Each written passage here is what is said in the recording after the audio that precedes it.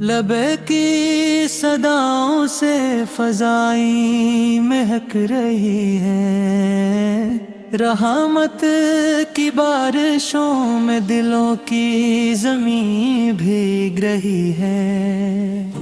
دنیا کے کونے کونے سے عاشقان رسول سفید لباسوں میں رب کے در پہ جمع ہو رہے ہیں۔ کوئی آنکھوں میں آنسو لیے کھڑا ہے، کوئی اپنے گناہوں کی معافی مانگ رہا ہے، اور کوئی مدینے والے آقا کا ذکر کرتے ہوئے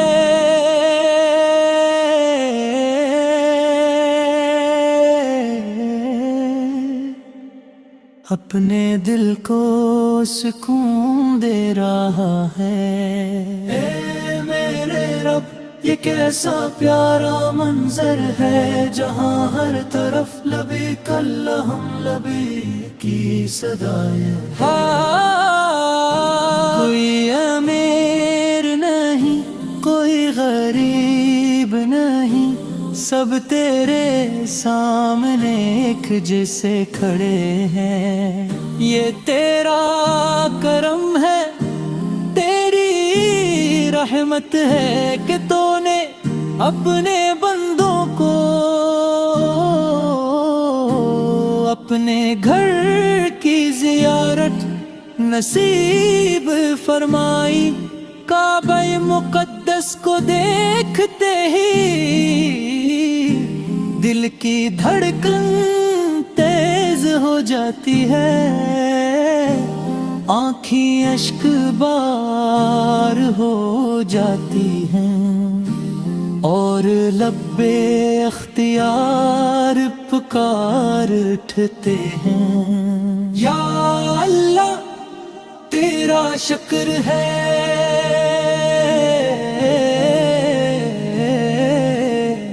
وہ سیاہ غلاف، وہ نورانی منظر، وہ خانہ کعبہ کی شان الفاظ میں بیان نہیں ہو سکتی۔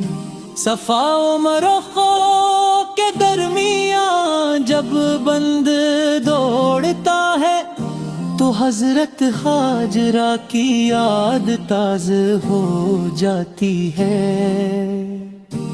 ماں کی وہ بے مثال قربانی، وہ صبر، وہ یقین، آج بھی ایمان والوں کو سبق دیتا ہے۔ زمزم کا پانی جب لبوں کو چھوتا ہے تو روح تک ٹھنڈی ہو جاتی ہے، جسے رحمت خود دل میں اتر رہی ہو۔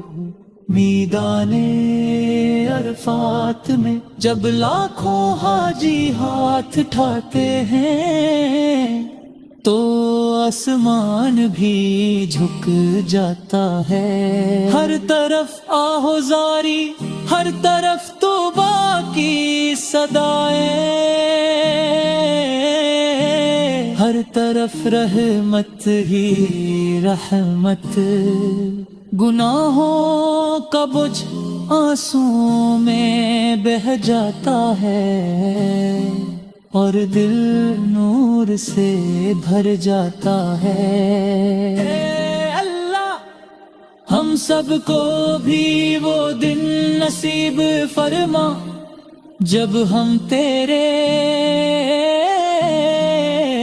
گھر کے سامنے کھڑے ہوں، ہمیں بھی اپنے محبوب سے شالے مدینہ منورہ کی زیارت عطا فرما۔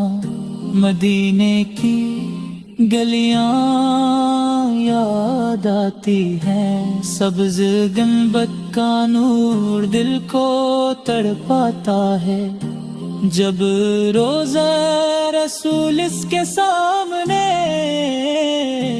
عاشق مصطفی اس حاضر ہوتا ہے تو اس کی زبان خاموش اور آنکھیں بولنے لگتی ہیں۔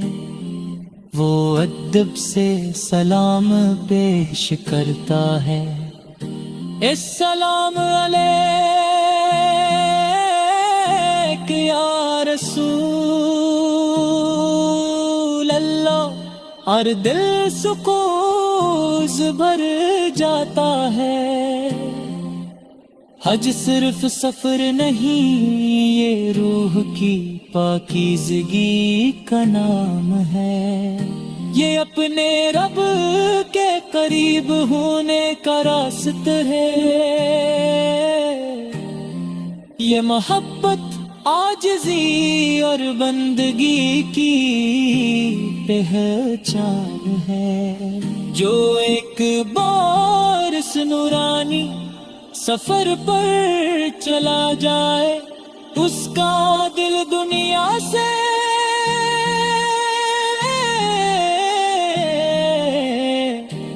اٹھ جاتا ہے،